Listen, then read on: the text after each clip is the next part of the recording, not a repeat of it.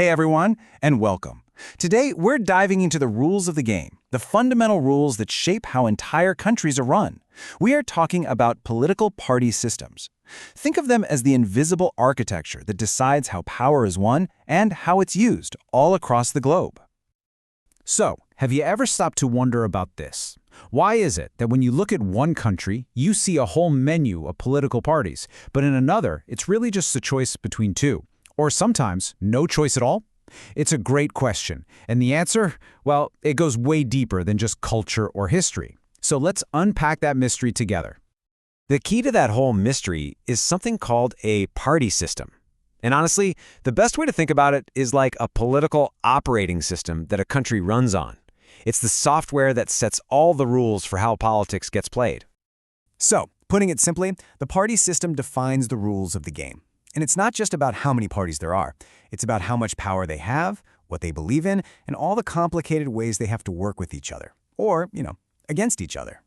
And parties do so much more than just try to get elected. They're like the essential machinery of a political system. They help keep things stable, they act as a bridge between us and the government, they're always on the lookout for new leaders, and, this is a big one, they take millions of different opinions and somehow bundle them all into a single, coherent platform. Okay, so what do these systems actually look like out in the wild? Well, they generally come in three main flavors. You've got your one-party systems, two-party systems, and multi-party systems. And what's really interesting is that the system a country has often comes right down to its voting laws, like whether it's a winner-take-all system or one where seats are handed out proportionally. And the logic behind each of these is really, really different. You look at a one-party system like China's, and power is completely monopolized. Then you have a two-party system, like in the USA, where power tends to swing back and forth between two heavyweights.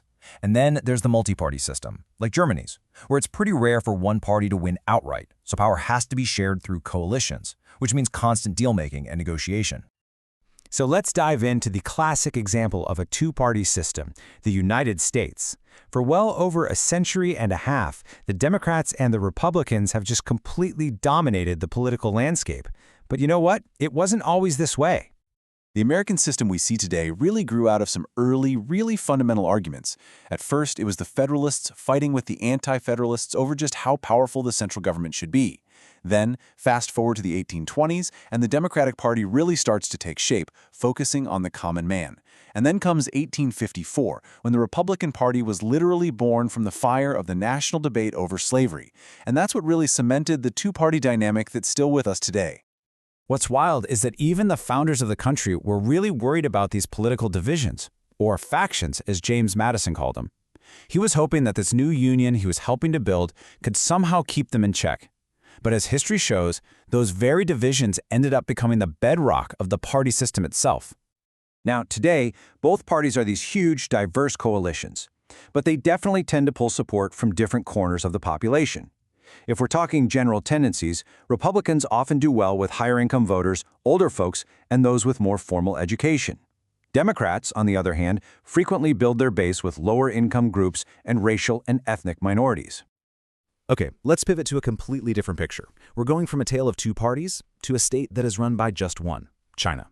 In China, the Communist Party, or CCP, it isn't just another political party. For all intents and purposes, it is the state. The whole system over there is built on this principle called democratic centralism. Now, that might sound complicated, but the idea behind it is actually pretty simple. It is a strict top-down hierarchy. All the big decisions are made at the very top, and every single level below has to follow those orders, no questions asked. And you can see this top-down structure so clearly when you look at how the party is built.